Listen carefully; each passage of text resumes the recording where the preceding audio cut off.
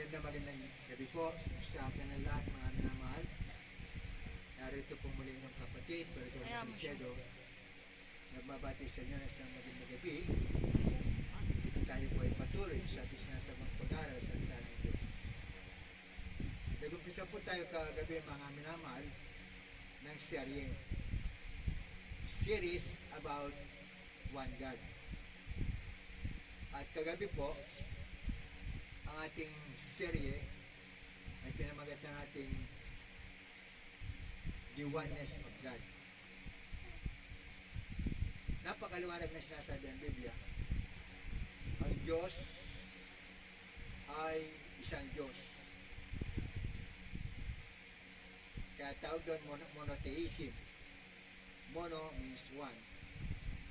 Monos sa Greek words is one.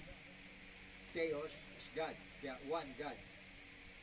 At maraming talata sa Biblia, yung binasa natin kagabi, about the existence of one God. Hindi siya dalawa, hindi siya tatlo, at lalong hindi siya marami. Isa lang talaga. Kaya, dito mga minamahal, magkakaroon kayo ng mga katanungan. Kung talagang isa lamang ang Diyos, ay bakit sinasabi niyo na si Jesucristo ay Diyos? Hindi dalawa na ang Diyos. Hindi nga po pwede yung mga minamahal. Sapat isa lang talaga ang Diyos. Kaya sabi ng mahal pa nun, I and my Father are one. Napakaliwanag na sinabi ng mahal pa nun. Ako, na nakikita niyo ang tao, at ang Ama, na hindi nyo nakikita, ako at ang Ama ay isa. Sa makatwid, siya rin yung Ama. Samantalang siya ay nasa lupa, siya ang anak. Pero nung siya ay nasa langit na ngayon, siya ang Ama. Kaya isang Diyos. Ngayon,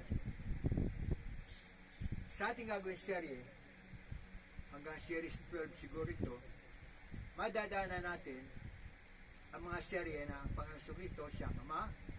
Madaran natin ang mga serye na ang Panginoon Jesucristo ay siya ang Diyos ng Espiritu. Siya ang isang Diyos na lumalang sa ating lahat. Kaya sa serye natin ngayon, ang ating pag-aaralan ay tinatawag na The Nature